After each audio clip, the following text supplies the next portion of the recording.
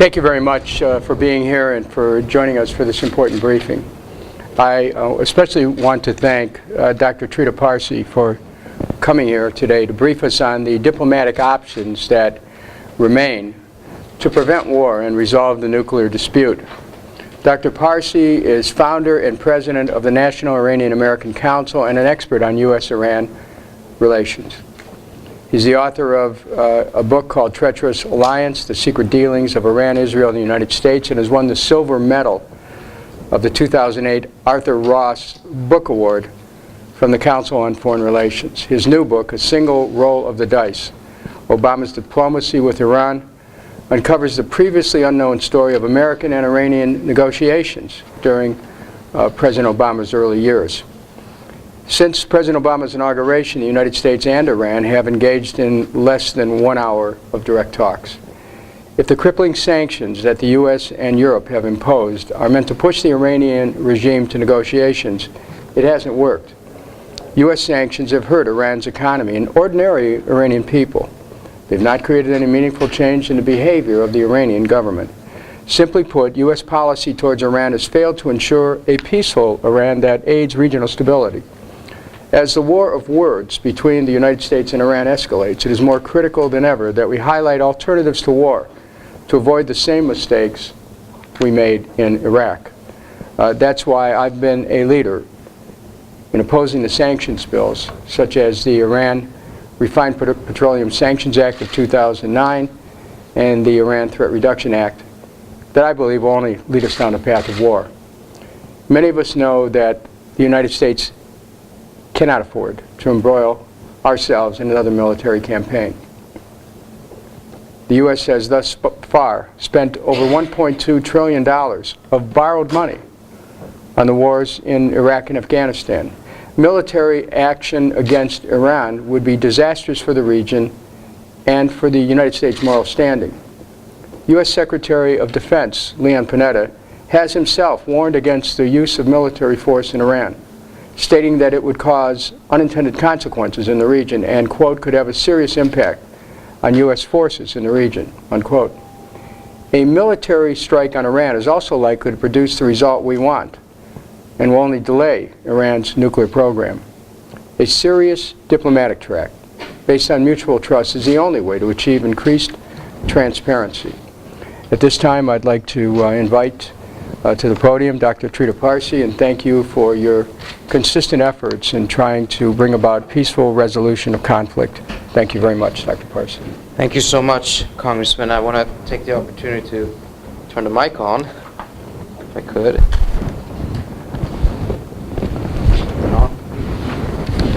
And also thank you for all the consistent efforts over the years that you have made in trying to prevent war, not just in the case of Iran, but also in many other cases. I think it is absolutely critical that this type of leadership that you have shown in Congress expands, and I hope that you will have many more other members of Congress supporting you in this, because when you take a look at the shortcoming, the reason why diplomacy between the United States and Iran essentially ended up being abandoned by the Obama administration after first having made quite a genuine effort, but it fell short. Part of the reason, a big part of that reason, was because of a sense in the administration that political space for diplomacy simply did not exist in Washington. Let's not forget that at the time that there was this abandonment of diplomacy, it's also the time when Congress was pushing very, very hard for adopting new sanctions. And that has been a critical component that has made it difficult for the United States to pursue the type of sustained diplomacy that can succeed. I think it is important to remind ourselves what diplomacy actually is and what it is not. The negotiations that did take place between the United States and Iran over the nuclear issue in 2009, I am of the view that the administration was genuine in its intent. They wanted to find a solution, but it was a vision that became compromised from the very outset because of pressures from various directions. Pressures from Congress, pressures from some of the U.S.'s allies, but also because of the events of 2009 in Iran with the election scandal and the ensuing human rights abuses. That really made it very difficult for the administration to have the space that they needed. But at the same time, I can't say really that the administration worked very hard to create more space for itself. And I think supporters of diplomacy have a responsibility to aid in that effort to create that space. If we take a look at the successful negotiations that have been conducted by the United States, they follow a very, very different pattern from what we see taking place between the United States and Iran. In the case of Vietnam, it took the United States 4 full years of negotiations between 1990 and 1994 to get to a rapprochement, another 6 years before there was a full trade agreement. And this is after, of course, a very bloody war. More than 50,000 Americans died in that war. In the case of Libya, it took a full 7 years before the Gaddafi regime gave up its nuclear weapons, or nuclear program at the time. And during those 7 years, there were long periods of time in which talks broke down, but they were resurrected. It took place over the course of 2 presidents as well. There's a wonderful quote from Senator Mitchell when he was mediating in the Northern Ireland conflict and got the Good Friday Agreement. He said that for the first 700 days of his mediation effort, both sides said that they would never agree to anything that the other side would agree to. On the 701st day, both sides changed their minds. Fortunately for us, fortunately for the people of Northern Ireland and Great Britain, Senator Mitchell never gave up. Instead, he went through those 700 days. In fact, for the first 18 months, Sinn Féin would not even show up at the table. But we did not give up. In fact, in the cases where diplomacy has succeeded, it's not succeeded because the deal was flawless. It's not succeeded because the other side didn't cheat or that they didn't play for time. Of course they did. In fact, that's part of the diplomatic game, unfortunately. It's just the reality of life. It succeeded because we had the political will to overcome those flaws, because we recognized that if we didn't get a deal, we would be in a much worse situation. And in the case of Iran, I think that is quite clear. If we don't manage to reach a diplomatic solution, the likelihood of a military confrontation will skyrocket. And that's going to be an absolute disaster for everyone involved, including, I would say, the Israelis. There is a solution to this issue. What is the difficulty is to actually create that political space, have that sustained diplomatic effort in order for us to be able to achieve that. The title of my new book is called The Single Roll of the Dice. It's actually a quote from an Obama administration official who said that our policy had become a gamble on a single roll of the dice. Diplomacy had to work right away or not at all. We did not have the patience or the political space to be able to pursue the type of negotiations that have succeeded elsewhere. Now, what would a solution look like? I would make the argument that, having interviewed and interacted with a lot of different foreign governments on this issue, I'm left with the impression that the vast majority of countries in the world would actually accept an agreement that would be based on an acceptance on the Western side that there's going to be some enrichment left in Iran under very strict inspections. The Iranians would have to accept that their nuclear program would have to have severe limitations. There wouldn't be any enrichment above 5%, for instance. The center of the deal, however, is an inspections regime, verification, transparency by the international agency, IAEA, that would create as thick of a firewall as possible to make it next to impossible for the Iranians to conduct any fishy activities at their nuclear plants. Something that, with the implementation of the additional protocol, is quite achievable. I would say that at this moment, I can only count 4 countries that probably would have difficulty with this solution. I think the United States and the Obama administration would go for this solution, at least at the end of a negotiation, as an end state.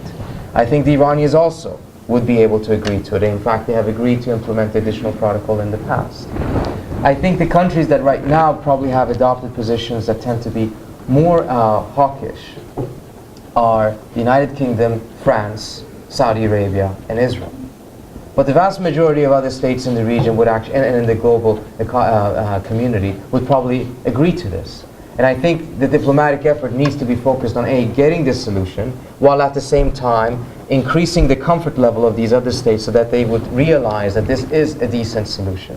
While you can never have 100% guarantee that there wouldn't be any cheating or that there wouldn't be able to be a breakout capacity, we have to remember that that guarantee would not exist in any of the other solutions that have been put on the table, particularly the military solution, particularly the sanctions option. If we take a look at the developments of today, we see what I would view as an indication as to why this type of dual-track policy is not very likely to succeed. Today, the Iranians announced that they have now produced fuel rods that they're going to put into their Tehran research reactor. It's a technical achievement, if true, that the United States did not expect the Iranians to be able to achieve based on the conversations I have with the administration. Why are they doing this? Well, I don't think there is a coincidence that they are announcing that they are going forward with this breakthrough on the same day that they're sending a letter to Lady Ashton in Brussels declaring that they're willing to come to the table and talk. We've seen a process as part of the dual track in which the United States explicitly is moving forward with crippling sanctions that have really hurt the Iranian economy and primarily the Iranian people, with the aim of softening the Iranian position, changing their calculations so that they would be forced to come to the table and they would be more amenable to a concession or a capitulation.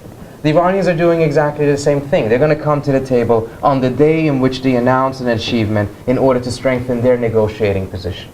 The likely outcome is that we're going to have yet another one of these one-off meetings, an exchange of ultimatums. Rather than diplomacy, we're seeing both sides coming with a set proposal, hoping that the other side will succumb to it, rather than actually having a real negotiation. I described what happened in the 2009 negotiations between the US and Iran. It is quite interesting to see that the proposal that was put on the table by the United States and Russia changed in an extremely limited way over the 3 days that the negotiations took place. The Iranian position and the proposal they put on the table also changed in a very, very limited way over the course of 3 days. Essentially, it was a conversation of the death, an exchange of ultimatums. What we need is a diplomatic process, not just another meeting. And to pursue that, again, I want to go back to the central point. There needs to be political space for that. There needs to be support for that in Congress. There needs to be a clear push that says that we prefer to resolve this peacefully rather than only having the push from the side of those who believe that the military option will be as much of a cakewalk in Iraq as they thought that it would be, as much of a cakewalk in Iran as they thought or promised that it would be in the case of Iraq. I'll stop there and take your questions. So the floor is open to questions from anybody here. If you want to identify yourself, if you're representing a congressional office, that would be good to know as well.